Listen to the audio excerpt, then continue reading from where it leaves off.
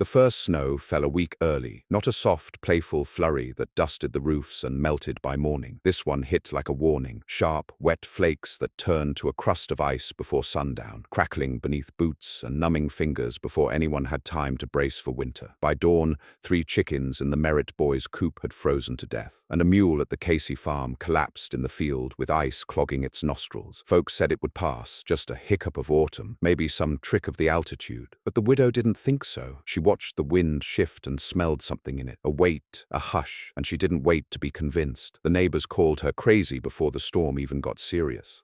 They had names for her tunnel: a snake hole, her gopher burrow, the panic pit. Some said she was digging to hide from ghosts. Others said it was just the loneliness turning her strange, that she'd finally snapped after her man died 2 winters ago. She didn't answer them. She just kept digging. Her name was Cora Langdon, and she had 2 children, Anna, 6, and Elias, 8, both thin like saplings and too quiet for their age. Cora's cabin sat low against the northern bluff, where the pine trees leaned like watchmen, and snow clung longer than it did down in the flats. It wasn't the prettiest or the biggest place in the valley, but it was hers, and she'd learned after that first cruel winter alone that warmth didn't come from walls. It came from where you could funnel it, hold it, trap it.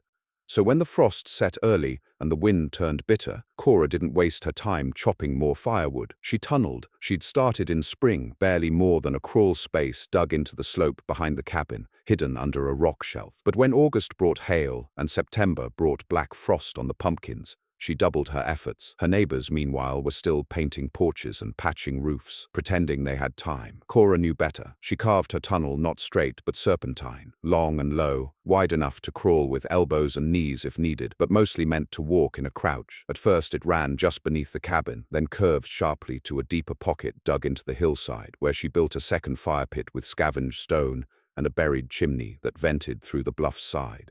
That hidden room, she said to herself, would keep them warm even if the cabin iced over. No one else knew about it, not even the preacher who brought her sugar on Sundays, not the old rancher who let her boy fetch water from his stream. She trusted no one with it. It was on a Wednesday when the real snow came. Not a dusting, not a warning, a storm like a wall falling. You could hear it before you saw it, the roar of wind funneling down from the high peaks, dry and cold and full of teeth. Snow came sideways, then upside down, then in great sheets that buried fences and smothered paths. The world went white in an hour. That morning Cora had already brought in the goats, filled the water barrels, and sealed the tunnel mouth with logs and hay. She pulled the children inside the cabin before the sky had even darkened.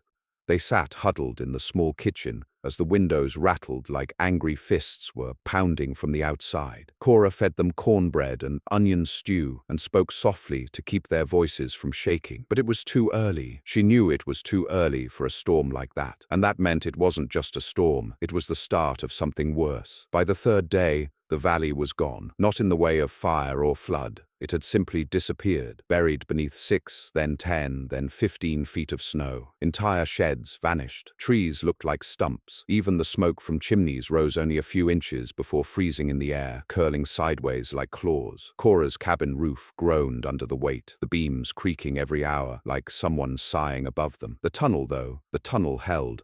She waited until the food got cold in the cabin, until the inside air smelled like ice, and the firewood began to crack rather than burn. Then, without a word, she led the children into the crawl space beneath the pantry shelf. Anna had to be coaxed. She hated the dark, but Cora carried her on her back. Elias followed, clutching his sister's toy lamb. The tunnel was tight and the earth cold to the touch, but the air was still and warm. They passed through the winding passage, ducking where the ceiling dipped low, and emerged in the hollow chamber Cora had spent all summer carving. A fire crackled there already. She'd lit it before the storm came, letting coals smolder beneath a layer of ash. The smoke vented clean through the hill, leaving only warmth behind.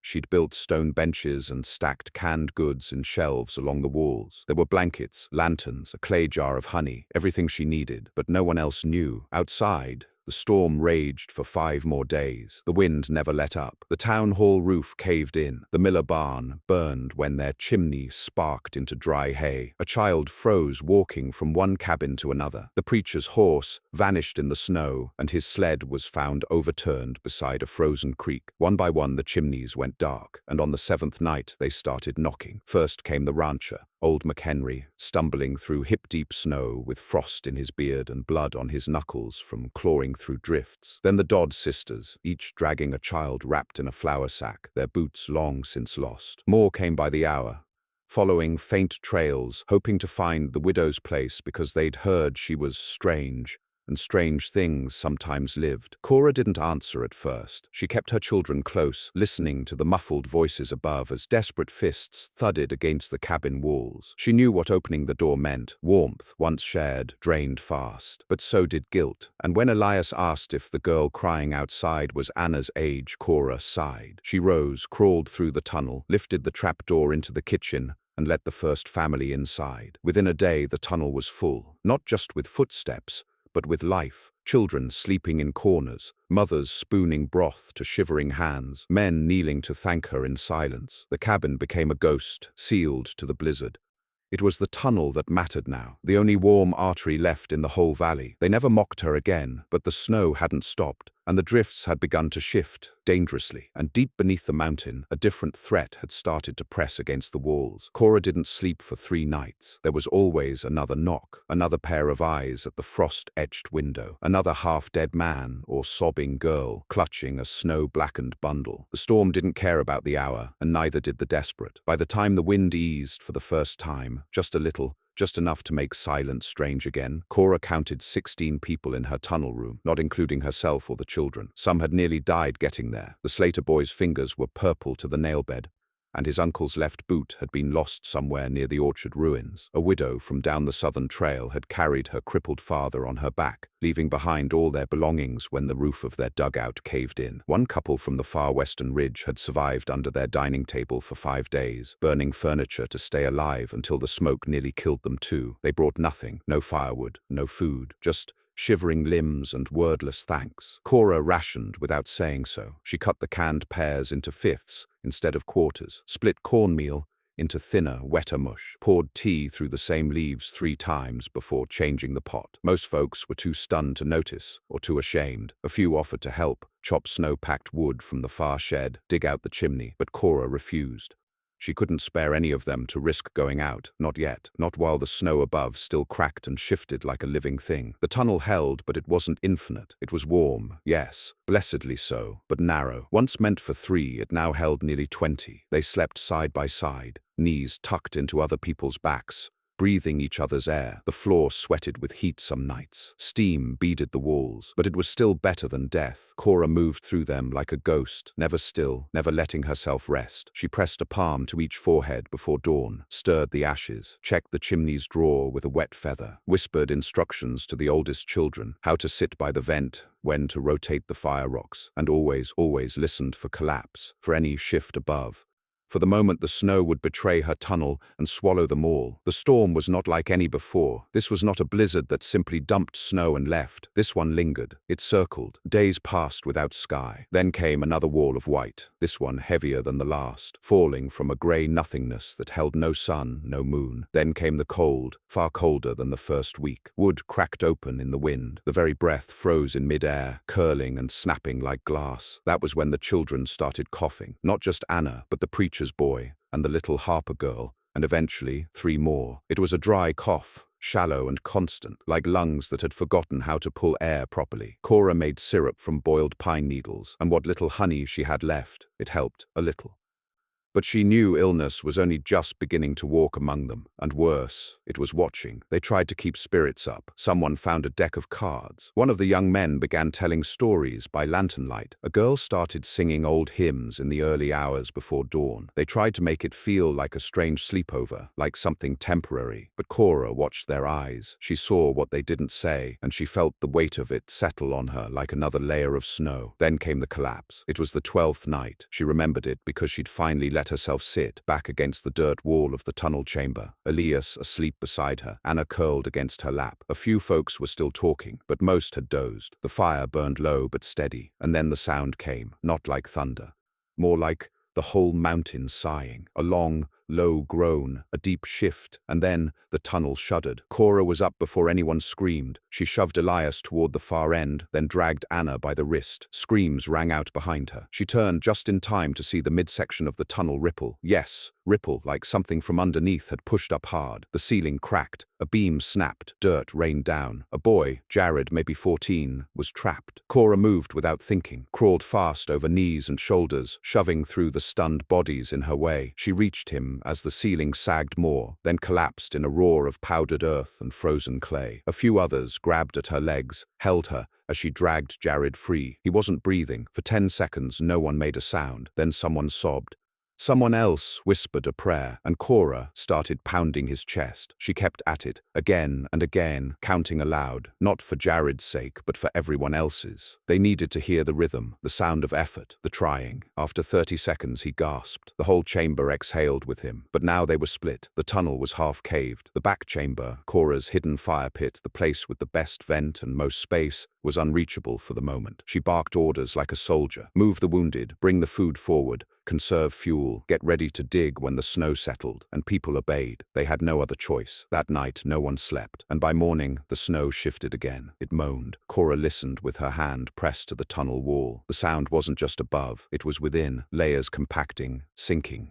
If they didn't act fast, they'd be buried alive. She gathered the strongest men, 4 of them. They began clearing the cave section 1 scoop at a time, trading off every 10 minutes. It took 2 days to punch a hole through the worst of it. On the 3rd morning, the cold chamber was reachable again, but they'd lost nearly a third of the firewood and a full crate of supplies that had been crushed by the fallen beam. Then came the worst part. The air changed, not dramatically, just subtly, heavier, thicker, like the mountain had stopped exhaling. The chimney, which had drawn clean for weeks, now belched smoke back into the chamber on low burns, and Cora knew what that meant. The vent was blocked. Somewhere near the bluff exit, a drift or a collapse had sealed the outer pipe. The fire couldn't breathe, and without fire, they'd all suffocate or freeze. Cora didn't tell the others right away. She told Elias to keep Anna busy. She gave the preacher's boy the last of the peppermint to chew and distract the coughing children. Then she crawled to the chimney shaft herself. A narrow stone flue no wider than her shoulders, lined with clay and soot. She climbed up it barefoot, bracing elbows and knees, the stone scraping skin until she bled. At the top, near the vent stone she'd disguised with brush months ago, she found the problem. A shelf of ice 2 feet thick, solid, pressed hard against the exit like the mountain itself had clenched shut. Cora dug with bare hands, fingers numb, shoulders screaming. She clawed at the ice, then hammered with a broken branch. It cracked, shifted, then fell away like a curtain torn loose. Fresh air whooshed in. She didn't cry.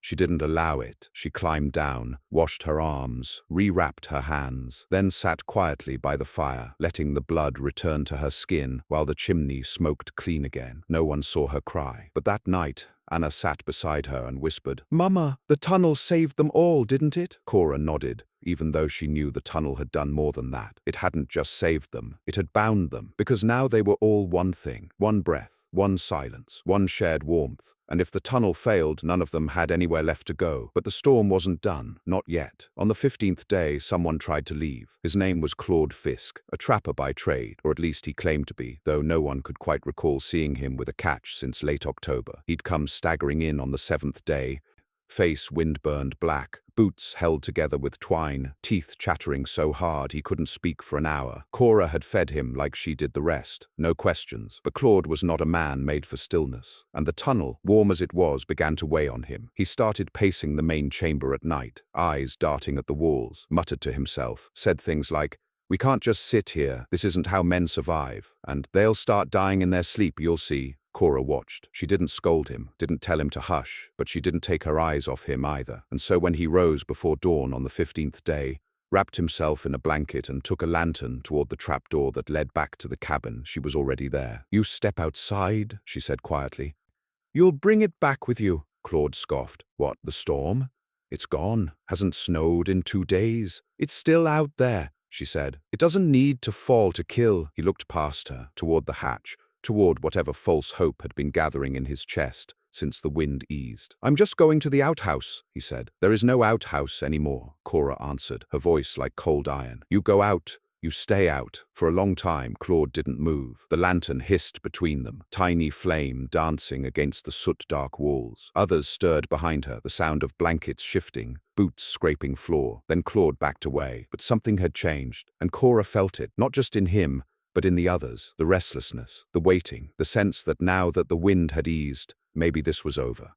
That maybe Cora had overreacted after all. That maybe the tunnel, for all its cleverness, was just a tomb. It wasn't open rebellion, not yet, but it was a seed, and in places like this, seeds grew fast. That night, the Harper girl's fever spiked. She'd been coughing for days, her voice hollow and hoarse, but they'd all thought she was improving. Now her breath came in quick little gasps, and her eyes rolled. Cora crushed willow bark with the last of the dried berries and steeped it into a tea. She sat up with the girl all night, whispering lullabies no one had heard her sing before, not even her own children. The fever broke just before sunrise. Barely. The girl would live, but she wouldn't walk for a while. And the whispering began again, this time about the air. Too many bodies, too little space. No one dared say it outright, but Cora heard it in every sideways glance. We're not going to make it. So she made a decision. It was dangerous, reckless even, but the moment she thought of it, she knew it was right. She would dig a second tunnel, not for escape, not even for supplies, for breath. A vent, a passage, an artery, anything to let the tunnel breathe, to let them burn fire freely again, without choking in their own smoke. She'd tunnel upward, toward the slope behind the cabin, aiming for a gap in the bluff where the wind sometimes whistled through the trees. If she could reach it, she could open a second chimney, one that wouldn't clog like the first. She told no one, not at first. She rose each morning before the others stirred, crawled to the cold end of the tunnel, past the caved-in section they'd just recently dug free, and began carving upward.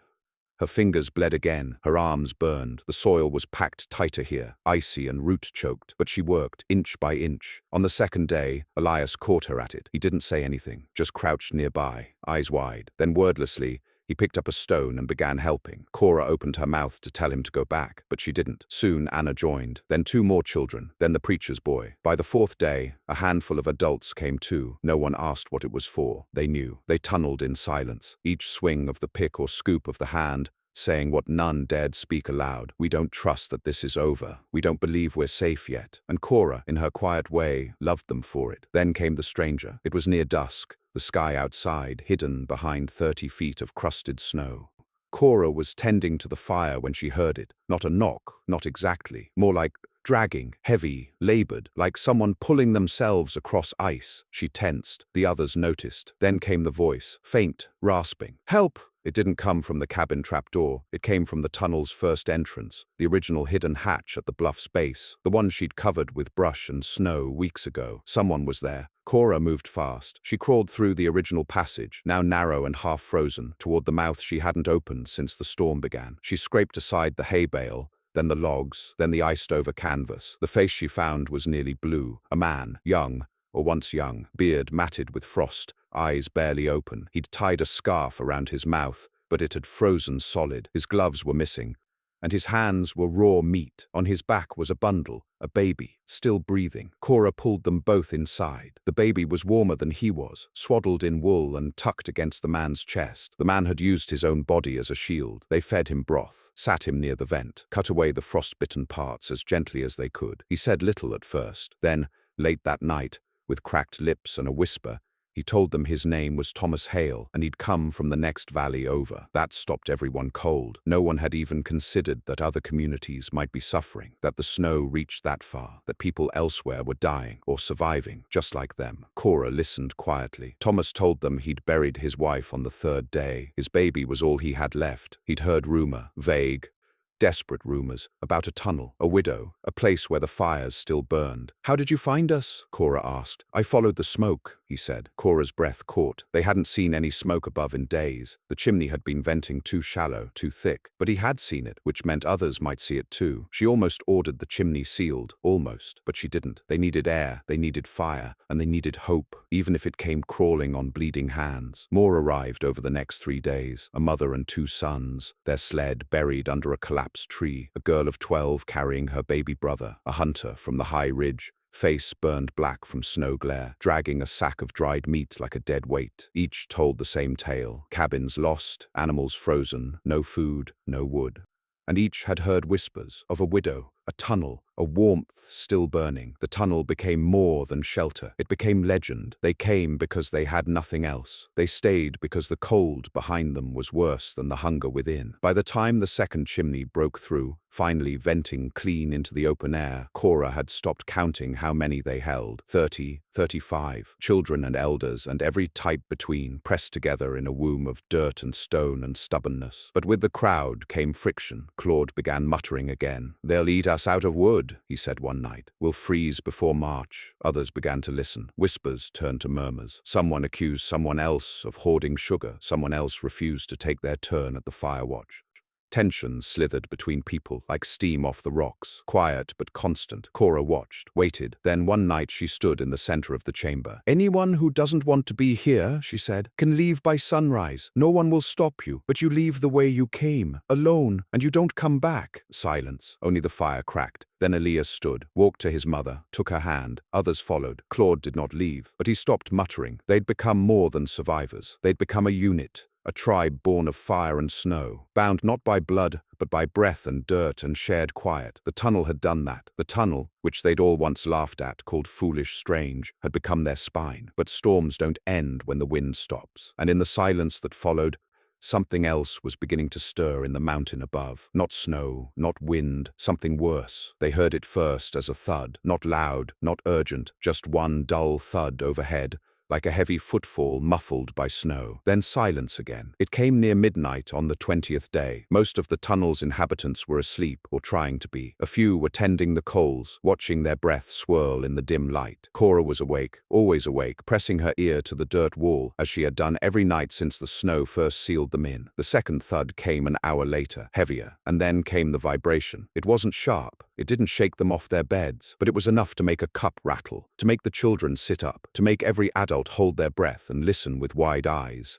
Something was shifting above them. Not snow, not wind, something denser, something deeper. It didn't creak or groan. It pressed. By morning, a crack had formed in the wall near the original tunnel mouth. Thin at first, then wider by midday. Not structural, not yet, but symbolic. The mountain was tiring. The pressure above was no longer content to rest. Cora didn't panic. She rationed breath as she did everything else, with discipline. She sealed off the older chamber with canvas, conserving the heat in the tighter section. She ordered the fires down to half burn. It would be colder, yes, but safer. The more flame, the more oxygen pulled. The more breath they used, the less the tunnel could hold. "We're not dying here," she told Elias, loud enough for others to hear. Not now, not after all this. But what she didn't say, not to him, not to anyone, was that her own breath was growing harder to take. It was subtle, but it was real. She knew the signs. She watched her children sleep and listened to the sound of their chests, counting the rise and fall, too fast, too shallow. She remembered her husband dying the same way, that second winter, when the cold had crept into his lungs and never left. He'd tried to chop wood with lungs full of ice. He'd coughed blood for a week. Then one night, he simply didn't wake up. And now she was hearing that same tight wheeze in her daughter's chest. Cora made the decision in an hour. They would need to break the surface, not the chimney. Them, the people. Someone had to make it above. She gathered the strongest. 2 of the boys from the West Trail, the hunter from Ridge Hollow, and an older man named Derry who had spent time in the mines and still carried the smell of stone dust in his clothes. She told them what they already feared, that the snowpack was compressing, hardening, that the air was thinning, and the tunnel walls might not hold another week. "But we can't just dig straight up," the hunter said. "If it collapses, it won't," Cora interrupted. "We'll start from the second chimney. Build a slant, cut a slope, not a hole." "What if we hit ice?" Derry asked. "Then we melt it." They began that afternoon. This time there was no secrecy. Everyone knew, everyone helped, even the sick, even the children. The women carried buckets of packed snow to melt for water. The men passed stones hand to hand, clearing the slope like a spiral into daylight. The children fetched oil and tended lanterns. Cora supervised it all from the bend in the tunnel, where both chimneys split, her hands raw, her lips cracked, her eyes red from smoke and exhaustion, but still clear, still sharp. The digging went slow. The top layers of snow were like stone, packed tight by weeks of weight, solid as poured concrete. They used everything they had: picks, shovels, even spoons. At one point, they melted an old cast-iron stoveplate to use as a wedge. Derry built a brace from cut saplings to hold the slope from caving. Every 6 feet, they paused and reinforced the tunnel. Every 12, they stopped and checked airflow. On the 3rd day of digging, the light changed. Not suddenly, but enough to see it. A faint glow. Not fire, not lantern, but sky. Not blue, but something paler. A suggestion of freedom. The children cried. Cora said nothing. She only nodded, then turned back and kept digging. They broke through on the 4th day. It was nearly sundown when the last crust of snow crumbled under the hunter's palm. A gust of frigid, wild air blasted into the tunnel mouth, sending lanterns flickering and loose cloth flapping. It was clean, sharp, the smell of outside. They widened the hole just enough for one man to squeeze through. The hunter volunteered first. He emerged from the slope onto a world drowned in white. The valley was unrecognizable. Trees were buried to their upper branches. Fences gone. Cabins just humps in the snow, but the sky, it was clear. He turned and gave a thumbs up. The tunnel roared with voices. Some wept, others knelt. One woman sang an old hymn under her breath. Cora didn't celebrate. She sent the hunter back out with a sled rope, a flare, and instructions to mark a path to the old church on the hill. It was the highest building in the valley, and the last place that might still have a bell. If they could reach it and ring it, maybe, just maybe, any other survivors could find them. That night, Cora allowed a full fire, the first in weeks. They sat in silence and watched the flames, faces aglow, some still too thin, too pale, but finally calm. There was air again, and with it, hope. But not everyone was content. Claude cornered her near the fire. "We have light," he said. "We have sky. Why are we still underground?" "Because the cold isn't gone," Cora replied. "It's hiding. We've beaten it," he said. "Now you're just keeping us here for control." Cora's jaw clenched. Others overheard. Tension cracked the warmth. Cora turned to the room. "You want to leave?" she asked. Voice steady. "Go. I won't stop you. But if you do, you take nothing but what you carried in. No food, no wood, no shelter. If you think you can do better out there, do it. But this tunnel has kept us alive, and it still can." Silence. Then Derry stood. "She's right." Then the hunter. Then the preacher's boy. One by one, hands dropped to Cora's shoulders. Not in obedience, but in agreement, in gratitude. Claude didn't speak again. The next morning they rang the bell. It took 4 men to dig out the steeple. The bell was half frozen, its rope locked in ice. They hacked it free, poured hot water, and pulled until the clapper swung. Its toll rolled across the snow like thunder. They rang it once an hour, all day. By nightfall, 2 figures appeared over the ridge, a woman and a child, staggering, collapsing into the snow. They were brought into the tunnel like saints, wrapped, warmed, fed. One of them whispered that they'd survived in a collapsed root cellar, feeding on pickled eggs and snow water. They'd heard the bell. The next day, 3 more came, then 2, and then a silence. It was over, not because the snow was gone, not because the cold had ended, but because the survival had begun. Spring would take weeks yet. Cabins would need rebuilding, fields replanted, graves dug, but the tunnel had done its part. And Cora, the strange widow, the laughed-at woman with the dirty hands and stubborn heart, had become something else. Not a hero, a foundation. But as the first melt crept in and the winds finally calmed, Cora sat at the tunnel's mouth and stared into the snow line. Something was wrong. Too many trees were missing. Too many hills shifted.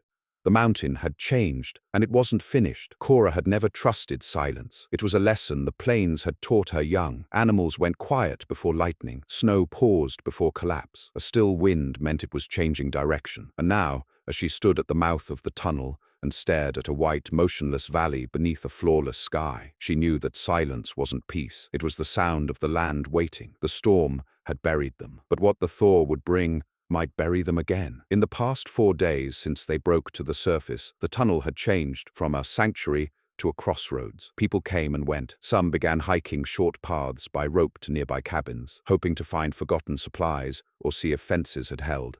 Others stood in the cleared church steeple and scanned the horizon for signs of life beyond the valley. Cora kept her focus on the earth. She'd noticed something. When the tunnel's walls began to sweat, not from body heat but from within the dirt itself, deep, dark moisture that seeped through roots and left a sour smell in the clay. It meant the ground above was warming too fast. She pressed her palm to the floor. It was wet, and beneath that she heard a new sound. Drip.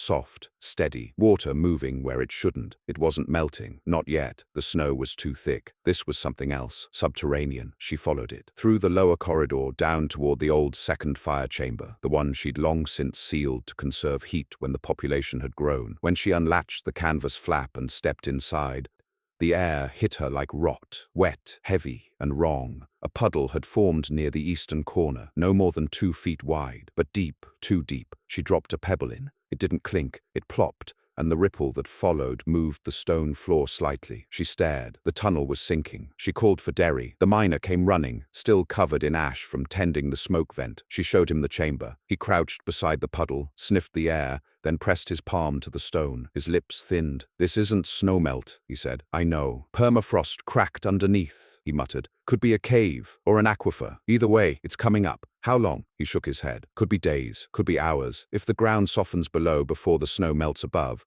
this whole section'll buckle like a rotten gourd." Cora stood still, thinking fast. They couldn't risk collapse. Not now. Not with half the valley still sheltering inside. And not when spring's melt might flood the valley with more than just water. "I need options," she said. Derry scratched his beard. "We could backfill it. Sand, stone, whatever we can dig, but it'll take time. We'd have to empty the chamber. We've already emptied it of people. I mean completely. Structure, brace beams, burn the bedding if needed. Anything loose is weight." Cora nodded. "Start now." They got to work. Again. That night the first walls of the old fire chamber came down, not with hammers but hands. Quietly, carefully, like undressing a corpse. Children carried stones to the upper chamber. The hunter fashioned planks from a broken sled.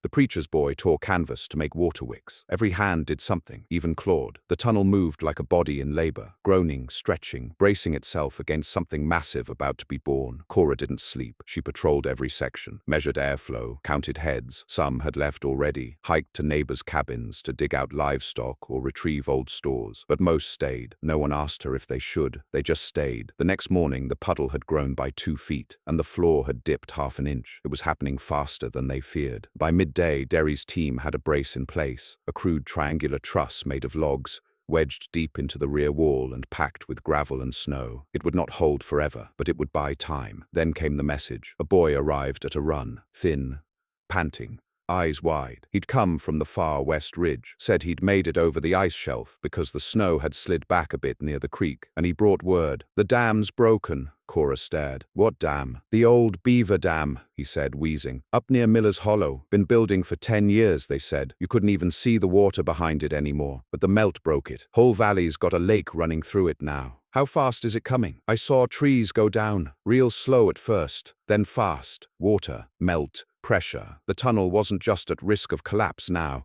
It could flood. Cora acted faster than she had in weeks. She called everyone into the central chamber, all 36, not counting the 2 babies, not counting the boy with fever they'd been nursing for a week who still hadn't spoken a word.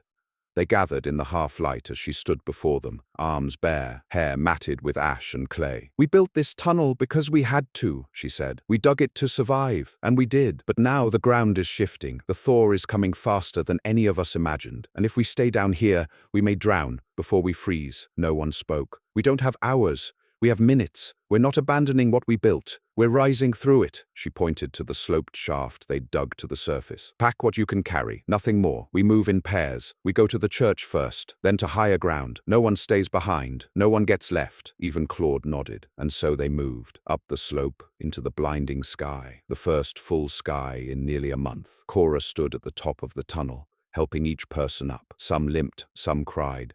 Some kissed the tunnel walls before they left, but all of them climbed. When the last child was through, Cora turned to the tunnel one last time. She didn't pray. She didn't whisper thanks. She just stared. Then she turned away. They gathered in the church. The floor had warped, but it held. The steeple creaked, but the bell ropes still dangled. Derry and the hunter scouted the north ridge and confirmed it. The creek was no longer a creek. It was a river now, rolling hard, muddy, wide, and gaining. At dusk, the first rumble echoed across the valley. Not thunder. The tunnel. Its collapse was not violent, not dramatic, just a long, low crunch, like ribs breaking in slow motion. The snow above slumped. The earth beneath exhaled. And the tunnel, Cora's tunnel, their tunnel, was swallowed.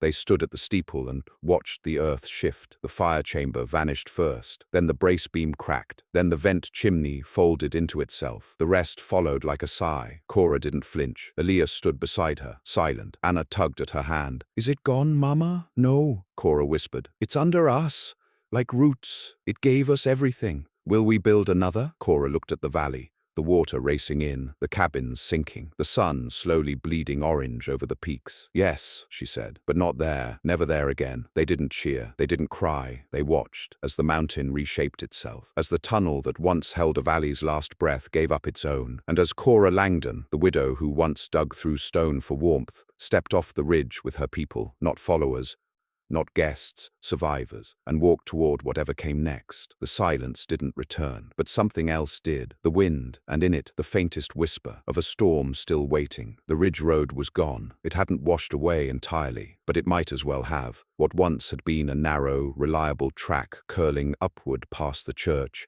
and over the northern ridge was now a broken spine of churned mud, downed trees, and packed snow too slick to climb without rope and spikes. The thaw had hollowed out its base, water-cutting channels beneath the packed trail like veins under skin. Anyone walking it would be walking on a lie, which meant the only way out of the valley was blocked. And now the valley itself was changing. Below the church steeple, water moved like a living thing. It spread wide, brown and icy, pooling over the flatlands and rising by the hour. Cabins vanished under the murk. Chimneys disappeared. Fence posts bobbed like driftwood. The creek, the stream, the irrigation ditches, all of it was now one mass, a temporary lake the size of a town, born in silence but growing louder by the minute. Cora stood in the church loft, staring at it. She'd moved the children, and the weakest up first, cleared pews, made pallets from the flooring, hung blankets along the windows to trap heat. The bell tower had been refitted with a small tarp roof, and two of the young men now took turns watching from its crown, scanning for motion through a brass telescope salvaged from the old schoolhouse. She was doing everything right, and yet the water kept rising. On the third night after the tunnel collapsed, the base of the church steps flooded.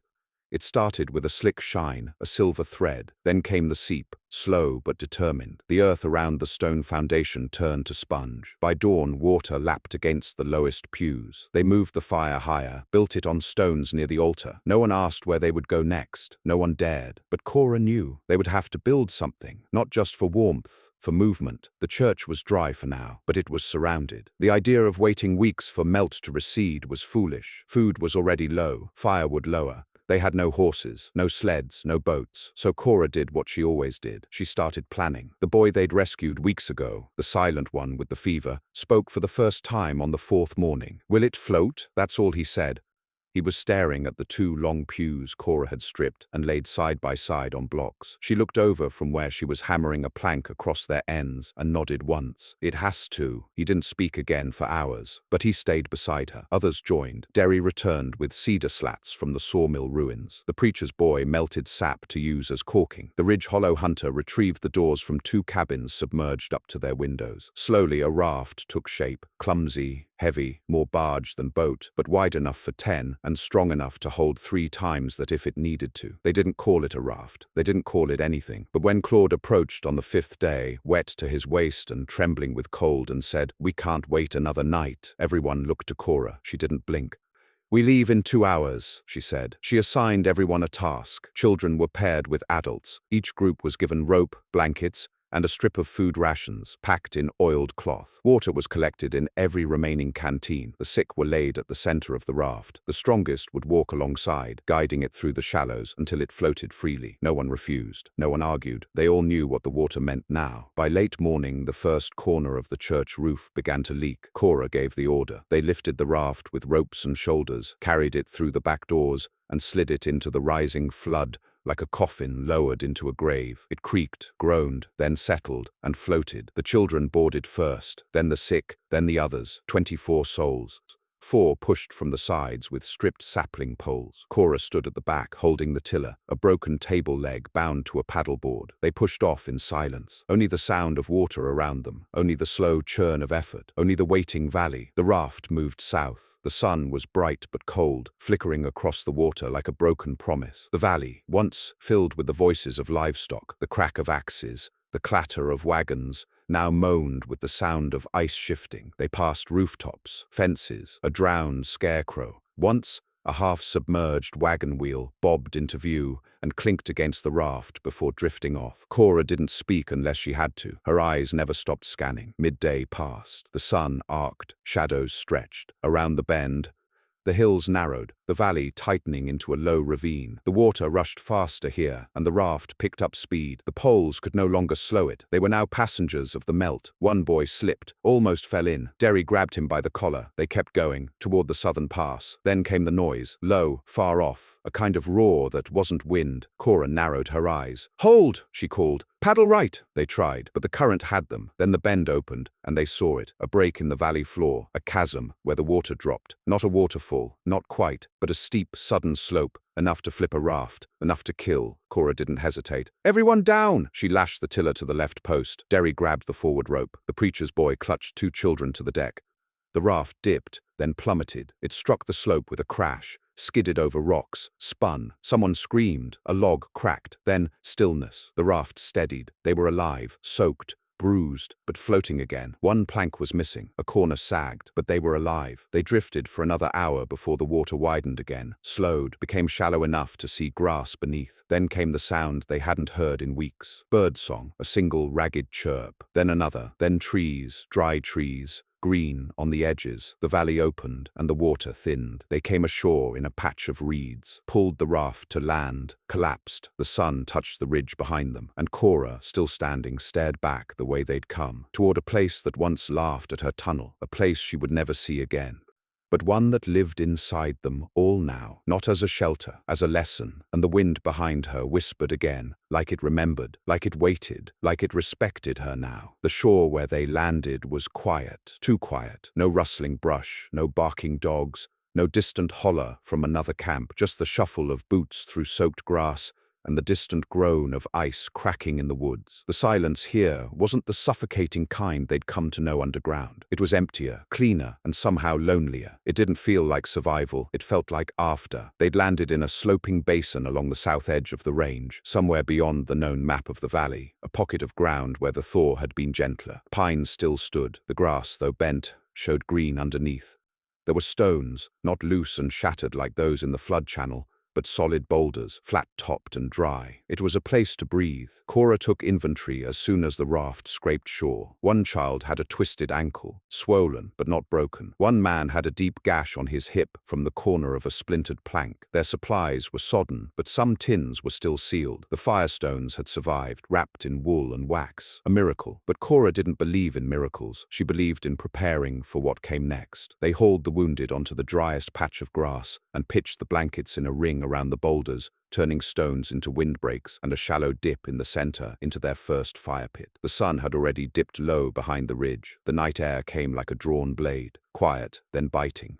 They built the fire together, small but real. That night, they slept in the open under a sky so vast it made some weep. The stars returned, and with them came dreams. Not soft ones, the kind that wake you before dawn with the taste of dirt still in your mouth. Cora didn't sleep at all. She sat upright beside the fire and watched the tree line. Not because she feared wolves, though they were out there, but because the silence still didn't feel natural. It felt vacant, like something had been here before them and left in a hurry. By morning, they began to explore. Cora sent the hunter and 2 others southeast, following a deer trail. She sent Derry and a pair of younger men up the nearest ridge to look for water or signs of settlement. Claude asked to go west. Cora hesitated, then let him, alone. She remained at the fire, tending to the injured, boiling spruce tips into weak tea, checking the food, inventorying everything again. She was used to staying behind. Midday passed. The sun burned off the frost. Elias and Anna helped her dry clothes on ropes between trees. It almost felt normal, but it wasn't. The scouts returned near dusk. The ridge team found nothing. No cabins, no smoke, just trees. Far too many of them snapped at the base, as if a wind had bent the entire forest sideways weeks ago. The southeast party had better luck. They'd found a stream, clean, trickling, and something else. Tracks, human, barefoot, running. Could be others survived, one said. Could be, Cora said. Or someone else didn't make it as far as we did. She said nothing more, but her jaw clenched tight. Claude didn't come back that night, or the next morning. By noon,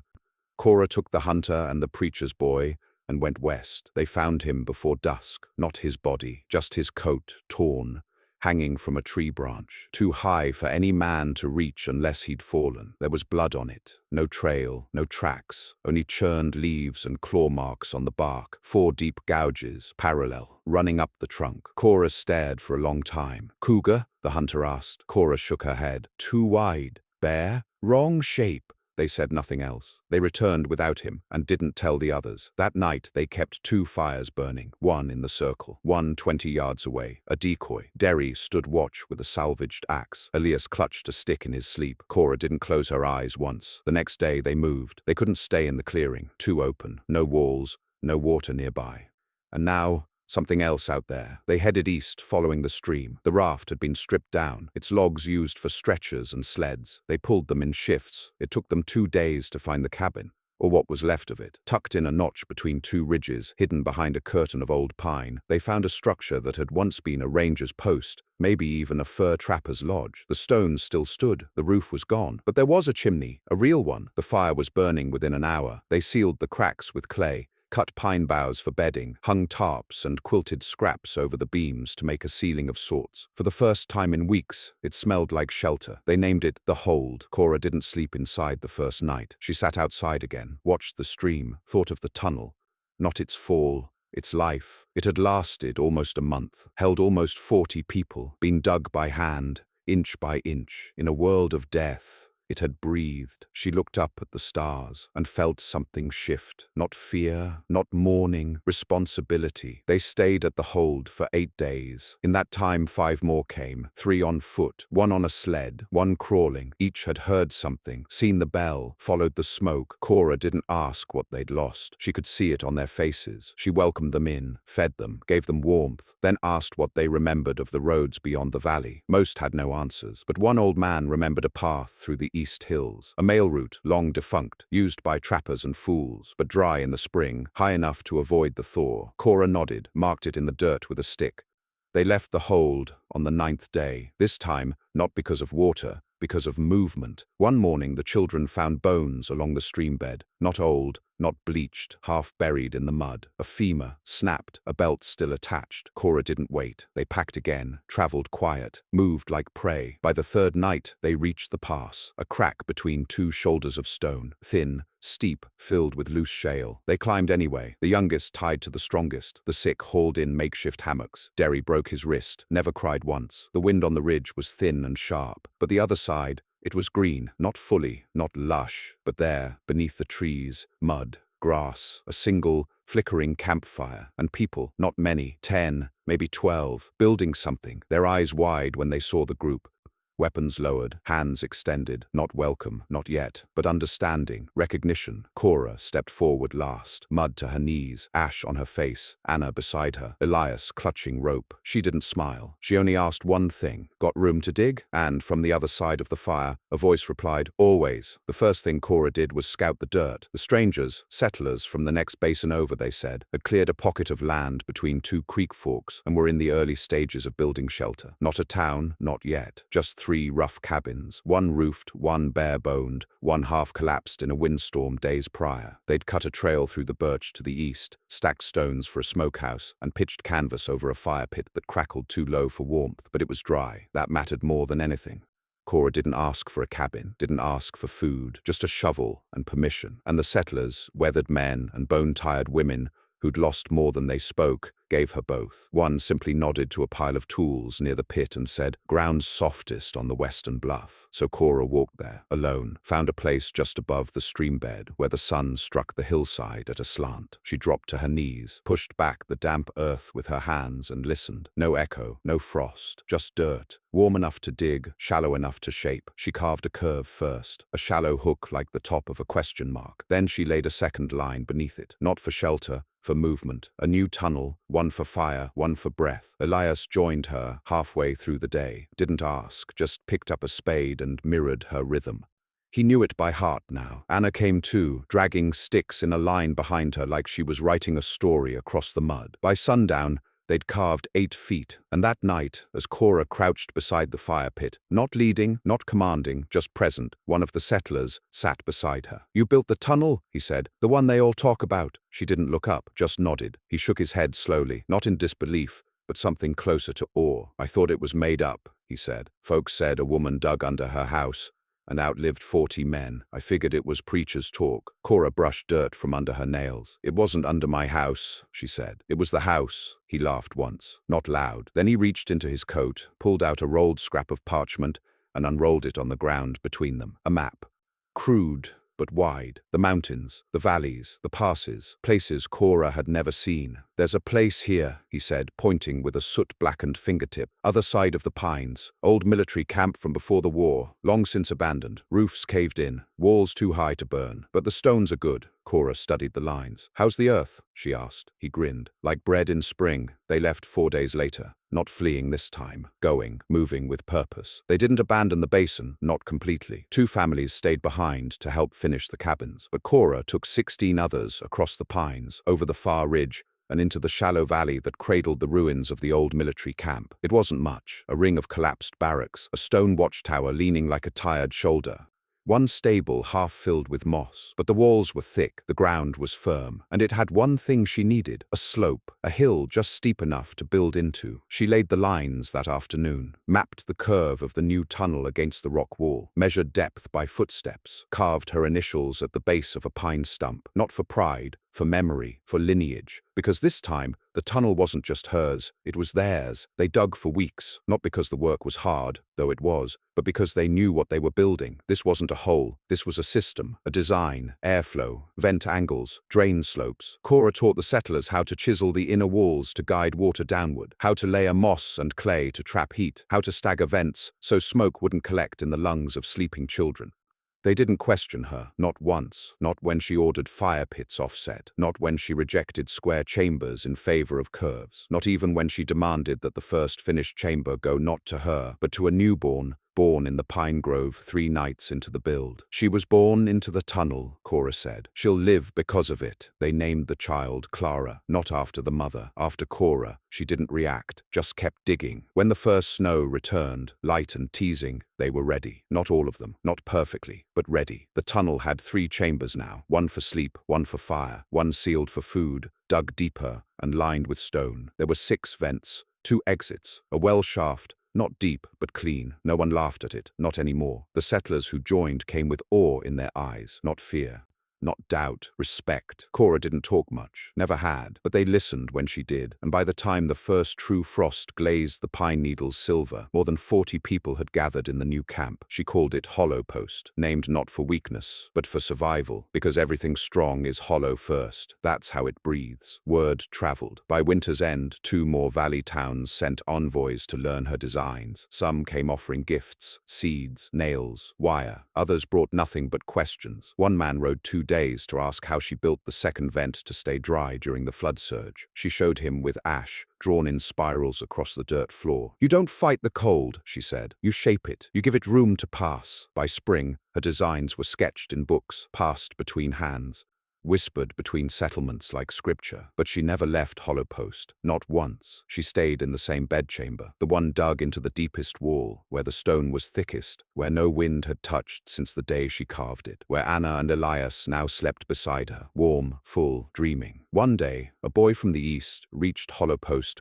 with word of an official visitor, a man with paper and seal, come from the capital province. He brought letters, records, and something else, a title. Cora Langdon, the man said, standing awkwardly in the sunlight outside the tunnel mouth. "By order of the Council of Winter Cities, you are to be recognized as Chief of Civil Preparedness for the Southern Range." Cora blinked. "I'm a widow," she said. "Yes," the man replied.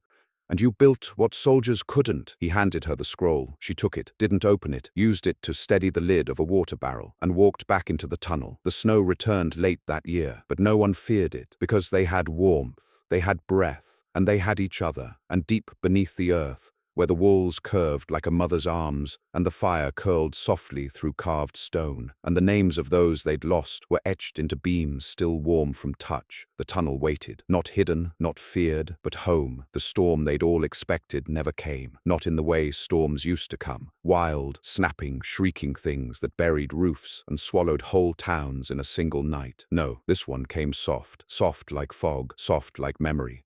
It descended in silence and blanketed Hollow Post like a hand settling over a sleeping child, and it never left. For 3 days, It snowed without pause. Not blizzard snow, not the aggressive whiteout kind that drove folks into crawl spaces and cellars. This was steady snow, inch after inch, cold and patient. It wasn't there to kill, it was there to test what they'd built, and Hollowpost passed the test. Cora walked its halls during the storm, barefoot as she always did, listening to the hush of snow piling on the earth above. The tunnels, now lined with fitted stone, wrapped in woven bark strips, sloped with gentle precision, stayed dry. The fires held, the airflow worked, the food chamber remained cool and untouched by damp. There were 43 people in Hollowpost that winter. 4 were infants, 16 children. The rest were families, survivors. They moved as one now, a quiet, respectful rhythm like a heart beating underground. Cora watched it all. She wasn't in charge. Not officially. She had no title, no ring, no seal to her name. But no one acted without her knowledge. No vent got widened without her say-so. No tunnel branch got dug without her marking the slope herself. She didn't demand that power. It was given to her, by the way she moved, by the way she endured. But there was a part of her, a quiet part, deeper than the tunnels, older than the winters, that hadn't thawed yet, not entirely. And that part kept asking the same question. Was this enough? The question found its answer in the second spring. They heard the sound before they saw the riders. Not hooves, wheels, wooden ones, squealing, struggling through thaw mud, and voices.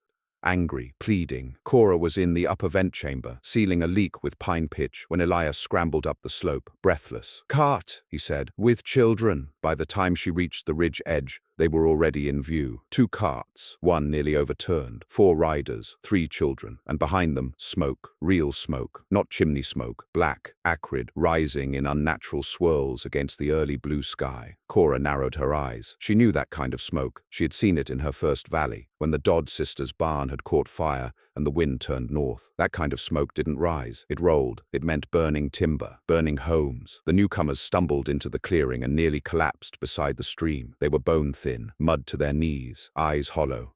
It was the youngest who spoke first, a girl no older than 5. "They came," she said, pointing back the way they'd come. "With torches." Cora crouched low beside her. "Who?" But the girl didn't answer. The older rider, a man with one eye and frostbit hands, answered for her. "They called it a cleansing," he said. "Said we weren't meant to live underground, that we'd betrayed God's order. That winter was punishment, and the ones who survived it were devils." Cora stared. He looked at her. "You started this," he said. "You and your tunnels." She didn't speak. "Now they're burning every place that looks like one." The silence that followed was colder than anything Hollowpost had seen in a year. That night they held council. It wasn't formal. There was no pulpit.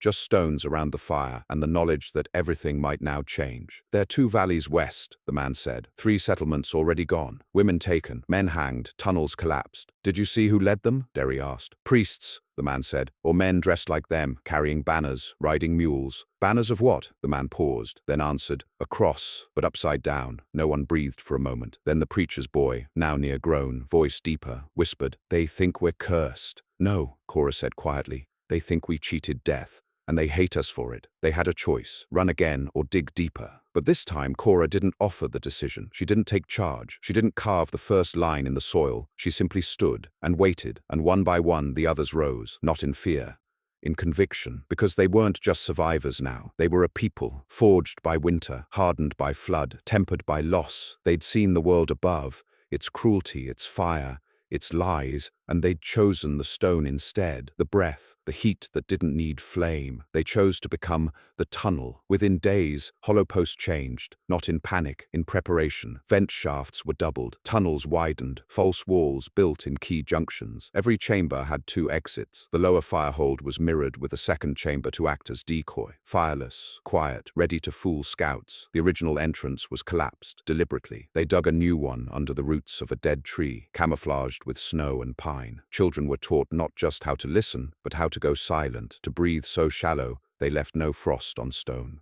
The food was moved deeper, water stored in reed bladders lined in clay. They weren't waiting to be attacked. They were becoming invisible. But Cora wasn't done. Not yet. She built one more chamber, off to the side, away from the living quarters, away from the food, the fires, the new hearths. It had no vent, no door, only a trapstone, flat, carved, heavy. Inside it, She placed only one thing, a map, drawn by hand, lines etched in charcoal and wax, showing every tunnel, every chamber, every escape path, the location of every other tunnel network she'd helped design, the names of every child born beneath the frost. At the top, she wrote, this was not survival, this was creation, and she sealed it shut, not for herself, for the next storm, for the ones who'd never heard of her tunnel, who might laugh at it again, until they, too, needed breath. On the 10th day, scouts came running, figures on the ridge, black banners, torches, and Cora simply nodded. Let them look, she said, but all they'd find would be trees, snow, and silence. Because Hollow Post had become what the first tunnel was always meant to be, not just shelter, not just breath, but memory, and memory has no doors. The torches moved like eyes in the trees. There were 12 of them at first, maybe more. Figures in black wool and long coats, masked by snow-draped hoods and hard-boned silence. They didn't shout, didn't call for surrender. They moved with the kind of confidence that only came from a long string of victories, the kind that said, we've burned settlements before, you won't be the last. But Hollow Post didn't burn, because they couldn't find it. They moved through the upper ridge,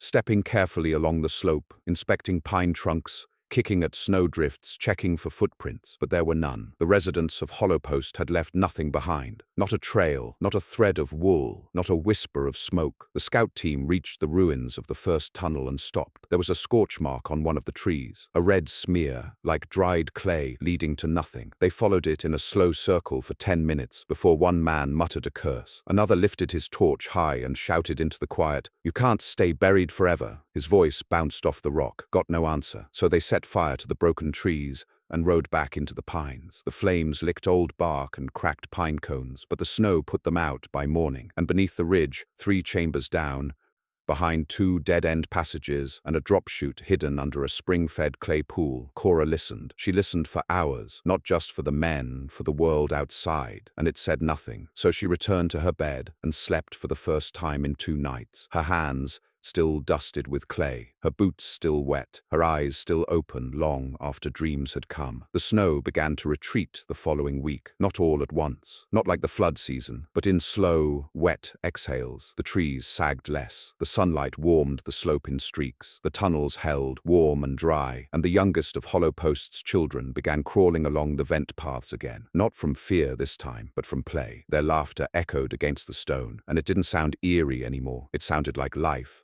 Derry found a seedling pushing through the frost near the lower entrance, a green shoot, thick and defiant, nudging up from a crack in the stone where a bit of fire ash had been dumped weeks earlier. He called Cora over. She stood above it for a long time, didn't touch it, didn't step away either. She just watched. Later, Anna asked what it meant. That it's time to plant, Cora said. That we don't have to run anymore. Elias, taller now, stronger in the shoulders, stepped beside her and nodded. But we don't tear the tunnels down. Never, she said, and she meant it, because even now, with the sun rising higher and the mountain winds softening, she knew that warmth was never guaranteed, and every tunnel they built, every breath they saved was not just for them, it was for the ones who came next. That spring, Cora oversaw the construction of the first surface structure since the fall, not a cabin, a hall, round, with stone sides and a thatched roof, a circle with no corners. Inside, there were benches carved from tunnel stone, and in the center, a pit fire with a funnel venting up through the roof like a breath rising. They called it the Holdfast, a place to gather, not hide. Every morning, a name was spoken aloud in it, one of the lost. No sermons, no prayers, just a name, one a day, until the silence they left behind had been filled. By midsummer, a dozen new tunnels had begun across the surrounding valleys, some shallow, some deep. One linked 2 settlements by a ventless crawlspace that took an hour to cross but never froze. Another fed a central bakery by storing heat from firestone beneath it, letting bread rise even in snow. Cora never asked for credit, but her name moved faster than the snow. Visitors came. Some were curious. Builders, engineers, scribes from distant provinces wanting to sketch diagrams and ask about the airflow curve she used in Hollow Post's 3rd chamber. Others were angry, preachers mostly, accusing her of defying the natural order, of keeping life going when death was meant to clear the land. To those, Cora gave no answer. She simply handed them a spade and said, "Dig, then we'll talk." Some stayed, most left, but none could deny what they saw. Children warm, mothers fed, elders alive who by all rights should have perished. No, the tunnel wasn't defiance. It was care. It was refusal, not to die, but to give up. In time, maps were drawn. The old names, burned cabins, forgotten creeks, ruined valley towns were overwritten. In their place, tunnel marks, veins across the mountain, each traced back, at some point, to hollow post. They became known as the lung lines. Cora never called them that. She called them paths, because she knew tunnels didn't trap people, they freed them. She was 62 when she fell ill. A fever, not the cold, the kind that came even in spring. She didn't fight it. She laid down in her chamber, the same one she'd built with her own hands, the same one where she'd once sketched that first spiral into the wall with her daughter asleep in her lap, and asked only for quiet. Anna brought her water. Elias sat beside her. Derry stood at the entrance like a guard. The others waited. They had words for her, stories, thanks. But Cora didn't want those. All she said near the end was this: dig deeper when the ground gets cold.